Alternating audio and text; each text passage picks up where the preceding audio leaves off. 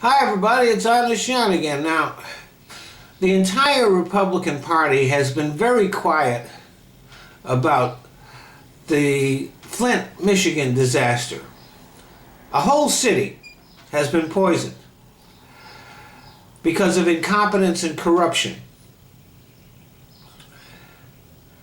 And they've had nothing to say about it.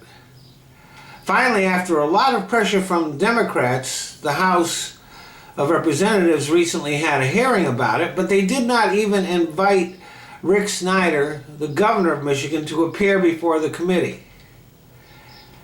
And they did subpoena one of the emergency managers, but he went into hiding and didn't come. And so Jason Chaffetz, a man of no integrity and a lot of dishonesty, who's the chair of the committee, tried to pin the disaster on the EPA. And yes, they certainly could have done a much better job than what they did with this scandal. But this scandal is not about the EPA. It's all about Governor Snyder and his corrupt and incompetent emergency managers. Ted Cruz has been the only Republican candidate that has spoken out on the matter. All the other ones, when they were asked by the press about it, they said, oh, well, we're going to prefer not to comment. But Ted Cruz did speak up, but he tried to blame the scandal on the elected city officials of Flint, which is another example of Ted Cruz's dishonesty.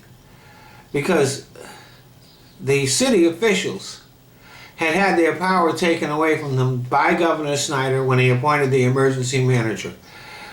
The emergency manager had full control of every decision that the city made. And it was the emergency managers that decided to use the Flint water from the Flint River instead of from one of the Great Lakes, and to not treat the water so it wouldn't rust out the pipe. And then Governor Snyder and the emergency managers and the Michigan Department of Environmental Protection, which is not related to the EPA, decided to engage in a cover-up for months. So, like I said, the Republicans are not speaking up on this, and when they do, at least when Ted Cruz did, he was completely dishonest. And Chaffetz and his committee is acting though it's their job, instead of to get to the bottom of the problem, to try to protect Governor Snyder's career.